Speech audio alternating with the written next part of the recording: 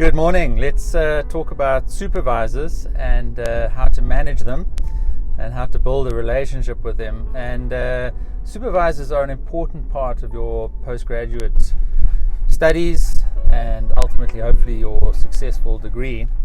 And they're there because the institution that you're studying with needs somebody just to oversee and guide and help along the way. And I think the biggest challenge that people have is that both supervisors and students may have a different interpretation of that role. And sometimes it can end badly, but most of the times, that's if there's an issue, but most of the times it's possible to resolve.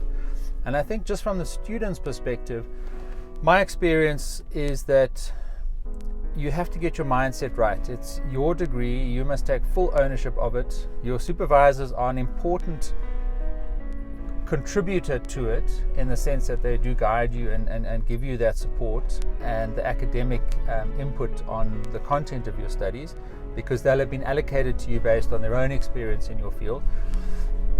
But everything that happens in your degree, all the ups and the downs and the good and the bad, ultimately comes back to the student. And there are obviously some things that are out of your control, but once you start with that mindset, I think it's going to be a lot easier to deal with anything that might come up as a result of that. In one of my courses, I teach a couple of techniques about helping to manage your supervisors, and one of them is the weekly status report, and that just streamlines all the communications that you have with your supervisor. So the one suggestion is really just to structure how well you communicate with your supervisor, and I strongly advise to use that weekly status report. It doesn't have to consolidate all your contact with them, but it should create a one-stop shop of everything on a weekly basis, which includes a little bit of a track, a status tracking of your progress on the degree. And then another tip is to read your supervisor's work.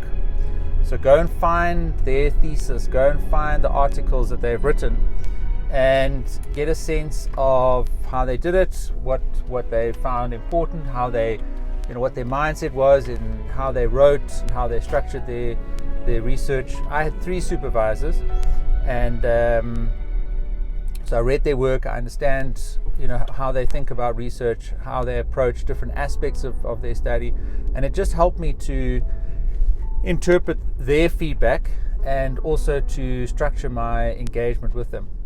And then the last point would be just in terms of managing that relationship and how you build that relationship. Just remember that they're also very busy. They've got other students. While your degree is incredibly important to you, and you may think that it is a topic that is going to earn you the Nobel Prize, that's fantastic, and you must be passionate about it. But the reality is there are lots of other students, most probably at your institution, many that your supervisor is also going to have to be taken care of, and they're also doing their own research. So just like most people in any sort of academia or business or public role in life in general, everyone is busy, and your organization and your ability to manage your own time is going to spill over into your relationship with your supervisor.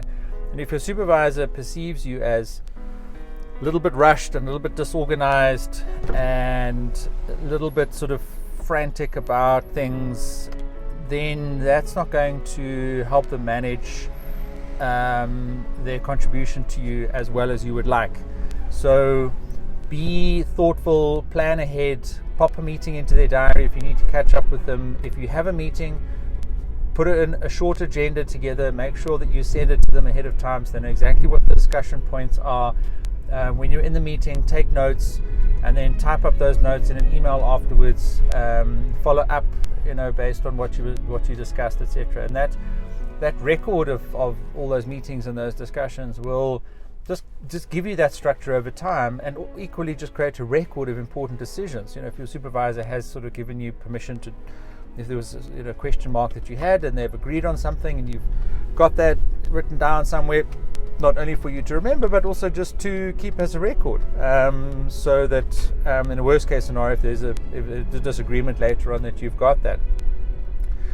So I think ultimately a supervisor wants to see a student take more and more ownership of their study, from the initial proposal, where the institution was really just trying to guide them and make sure that they set up the topic and that they had a high level of comfort that the student would get through the study, to the end of the degree where the student has become almost the expert in that specific topic and is confident enough to, submit a final report that both them and their supervisors are happy to submit to an external examiner. Then a supervisor will feel that they've made enough of a contribution to the student's degree that the student has been able to step up, have the confidence and the support to do their part, which is the majority of it and the bulk of the work that needs to be done. So good luck with managing your supervisor. It is often just down to a personality, if you get on well or if you don't get on well. But most of the questions that I've had on this topic in workshops, and most of the time that I've coached students, there has been a way through it. There has been steps that you can take, practical, actionable steps that you can take to create a better relationship with the supervisor. And it is fundamentally important to your degree to have a good relationship with your supervisor. So get out there, maybe set that meeting today. Just set something up for next week, put an agenda together, take some notes, follow up, maybe implement the weekly status report. Go check out my course if you need to see more detail about how to do that. But good luck with managing your supervisors.